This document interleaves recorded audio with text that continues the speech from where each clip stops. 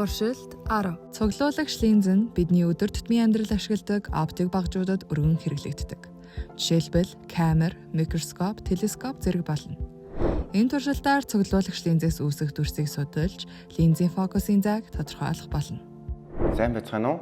Энэ удаагийн туршилтаар бид цуглуулагч линзний фокусын зайг тодорхойлох болно.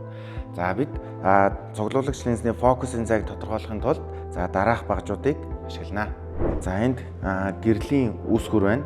За энд тусгаалan гурвалжин дүрс гаргаж нөхөлж бэлдсэн. За ийм дүрс байна. За энэ бол манай линзэнд болохоор гэрэлтүүлэгч B гэж явна. За мөн энд дэлгэц байна. За энд линзний суур, за дээр нь цуглуулагч линз байна. Зузаан гэрэл нэвтрүүлэхгүй цаасны голд гурвалжин хэлбэртэй цоолж үүссэн гурвалжин нүхийг калкин цаасаар бүтээн. Энэ нь манай туршилтад гэрэл үүсгэгч биеэр ашиглагдана. Гэрэл үүсгэгч биеийг чийдингийн урд байрлуулъя. Зайг хэмжихийн тулд метрийн шугам ашиглана. Биеэс ойролцоогоор 75 см орчим зайд дэлгэцийг байрлуулна. Линзийг бие болон дэлгэц хоёрын голд байрлуулна. Энэ туршилтыг явуулахын тулд өрөөг аль болох харанхуй байлгах хэрэгтэй. Линзийг урагш эсвэл хойш хөдөлгөж гэрэл үүсгэгчийн аль болох тод дүрсийг дэлгэцээр үүсгэнэ. Энэ үед биеэс линз хүртэлх зай болон линзээс дэлгэц хүртэлх зайг хэмжиж авна. За гэрэл үүсгэгчээс линз хүртэлх зай, за U гэдэг зай байна. За линзнээс дэлгэц хүртэлх зайг мөн V гэж үснэгтэнд тэмдэглэнэ. Линзний фокусын зайг тодорхойлохдоо дараах томьёог ашиглана. Линзний фокусын зайг тодорхойлохын тулд нэмэн линзний томьёог ашиглая. Тэгшдэг линзэн гар талд ижил хуваар өгөөд фокусын зайг олбол дараах хэлбэртэй болж байна. Энд U дээр нэмэх нь V-ийн хэлбэр нь биеэс дүрс хүртэлх зай буюу D болно.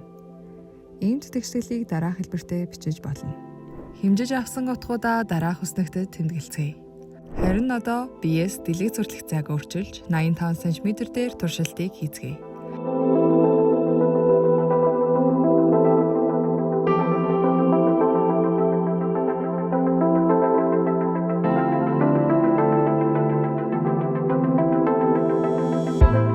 Хэмжсэн утгуудаа хөснөгтөд бичиж, линзийн фокусын зайг өмнөх томьёогоор тодорхойлно.